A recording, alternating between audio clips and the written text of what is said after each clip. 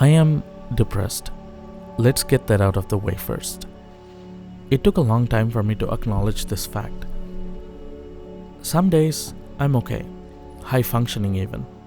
I'm productive, I'll work on my projects and meet with friends. Some days I can't bother to get out of my bed. Sometimes I cry for no reason.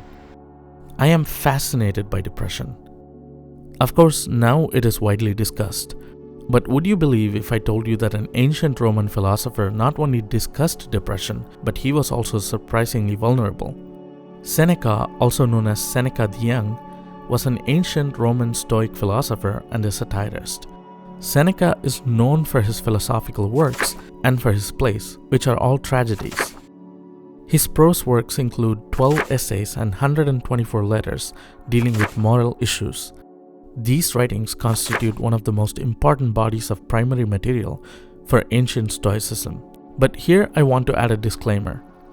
At the time Seneca was writing, depression was widely known, called melancholia, but nobody knew the cause. The concept of chemical imbalance causing depression was not yet understood. Therefore, his understanding and explanation of the cause of depression was based on the knowledge and understanding available to him. He attributed depression mostly to something that arises out of our own thought patterns and believed that it was caused by excessive focus on negative thoughts and emotions. Seneca's approach to addressing depression was to focus on changing one's mindset and behavior. He believed that by taking action, changing perspective, and focusing on the present moment, individuals could break out of the downward spiral of negative thoughts and emotions. He also emphasized the importance of accepting negative emotions as a part of human experience and the importance of talking to others about it. He believed that by sharing one's struggles and gaining a new perspective, one can find peace and fulfillment. It's worth noting that while Seneca's understanding of the causes of depression was different from the modern understanding, his approach to addressing it can still be valuable. His emphasis on taking action, for example, resonates with me deeply. Some days when I don't want to get out of the bed, I tell myself that I don't have to do anything. All I need to do is put one foot on the floor, not even think about putting the next foot on the floor or standing. Or I tell myself I only need to brush my teeth. I don't have to do anything else. I don't have to think about making coffee or going out. This is in line with what Seneca wrote. One of the most striking things about Seneca's approach to depression is his emphasis on the importance of taking action. He urged people to get up and do something, even if it was just a small task like writing a letter or going for a walk. He believed that taking action was the best way to break out of the downward spiral of negative thoughts and feelings. I understand that depression and anxiety manifests in different ways for different people, and this is something that seems to work for me. Taking small actions, working on small changes, helps me immensely. In his 13th letter to Lucilius, titled On Groundless Fears, Seneca writes, "There are more things likely to frighten us than there are to crush us. We suffer more often in imagination than in reality." He then offers this piece of advice. "What I advise you to do is not to be unhappy before the crisis comes, since it may be that the dangers before which you paled as if they were threatening you will never come upon you. They certainly have not yet come. Accordingly, some things torment us more than they ought. Some torment us before they ought, and some torment us when they ought not to torment us at all. We are in the habit of exaggerating, or imagining, or anticipating sorrow." 16 centuries before René Descartes explored the connection between fear and hope, Seneca had already delved into its significance in reducing our anxieties.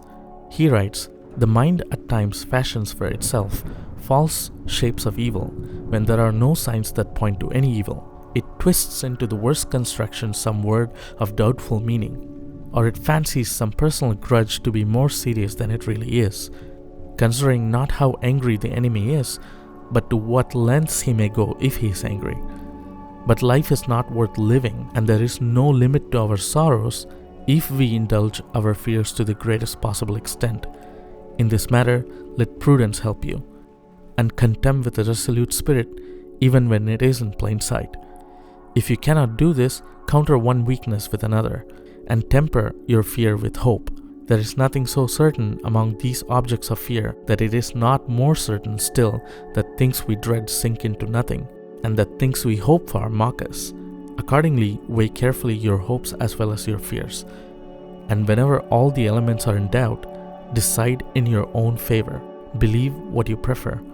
And if fear wins a majority of the votes, incline in the other direction anyhow, and cease to harass your soul, reflecting continually that most mortals, even when no troubles are actually at hand or are certainly to be expected in the future, become excited and disquieted.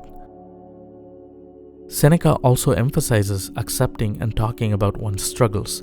This can also be beneficial in addressing depression caused by chemical imbalances, as it can lead to seeking help and finding the appropriate treatment. It is well known that the Stoics believe that depression and negative emotions in general are partly within our control and can be exacerbated by our thought patterns. Today, we have a better understanding of the causes of depression, which includes chemical imbalances. However, the Stoic teachings, as well as modern therapies such as cognitive behavioral therapy, stress the importance of changing our thoughts and perspective in order to manage our emotions. Therefore, it can be argued that if the Stoics were alive today, they would likely encourage individuals to seek help and guidance not only through philosophy and self-reflection, but also through therapy and medication if needed. And I'm sure that some of you who's watching this might be dealing with depression and anxiety, and sure, it is a lonely journey. But I want to stress that you're not alone, even though it feels like it. And of course, help is never consistent, and there is no clear path to getting help. Medications didn't help me, but it helped many of my friends. Talk therapy didn't help some of my friends, but it is helping me. So it is important to be vocal about what you're going through. Don't be afraid to talk about this to your friends and people who you trust. There are various ways through which you can find help. Of course, it might get exhausting at times, but you're not alone. Talk about what you're going through. Write about what you're going through and read about what you're going through. Bring it to the open. And why do you think I made this video? It's also a process of bringing it to the open. It helped me, and I hope it helps you as well.